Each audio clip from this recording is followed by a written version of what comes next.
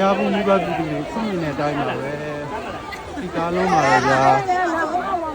ကျွန်တော်တို့တော့မှတော်တော်တိုးလာတာဒီနေရာရောက်ဒီဘက်ကတော့ဒါ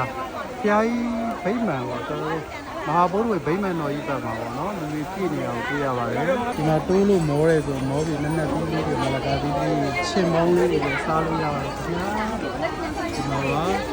ဒီမှာဒါတော့လမိုင်းမုံလေး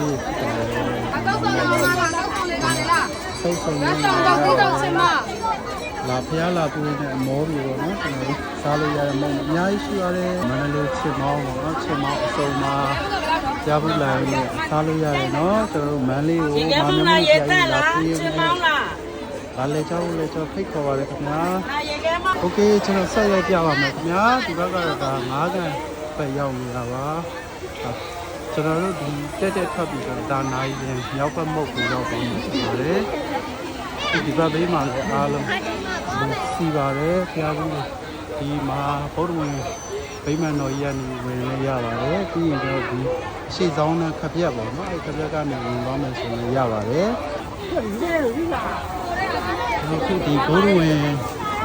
ပြားလိုက်ကြီးပေါက်ဘက်ကနေပြီးတော့ရိုက်ပြတာပါနိုင်စင်နဲ့တက်တက်ကိုရိုက်ပြတာပါခုမြင်တဲ့အတိုင်းပါပဲဒီမှာလာနေကြတဲ့လူတွေကလည်းတစ်ဖွဲဝဲပြန်တဲ့လူတွေကလည်းတစ်ဖွဲဝဲတဲ့ပါစီကားလေးရှိပါတယ်မန္တလေးမဟာမြို့မြို့ရုပ်ရှင်တော်မြတ်ကြီးကဒီမှာအပေါက်မှလည်းတည်နေတာပါအခုဒါကတော့ကျွန်တော်ဒါ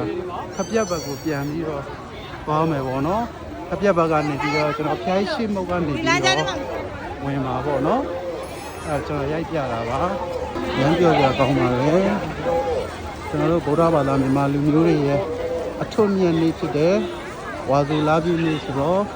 မန္တလေးမြို့မဟာမြတ်မုဒ္ဒရုပ်ရှင်တော်မြတ်ကြီးကိုလာရောက်ပြီးကြည့်ရတဲ့ကြားဘူးမိဘပြည်သူတွေကတော့ကျွန်တော်တို့တစ်မျိုးလုံးနှီးပါပါပဲခင်ဗျာ။အိုးဘက်တောင်ဘက်မုတ်တွေမှာရောကျွန်တော်အဲ့ဘက်တွေလည်းမရောက်သေးပါဘူး။အဲ့ဘက်မှာလည်းအပြည့်ပါ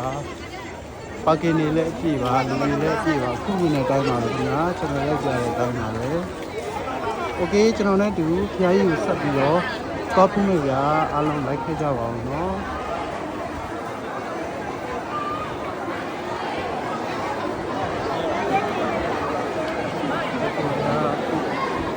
ကျွန်တော်ရိုက်ပြနေတဲ့အတိုင်းပါပဲโอเคကျွန်တော်ရှင်းမုတ်ကနေပြီးတော့ဖျားကြီးကို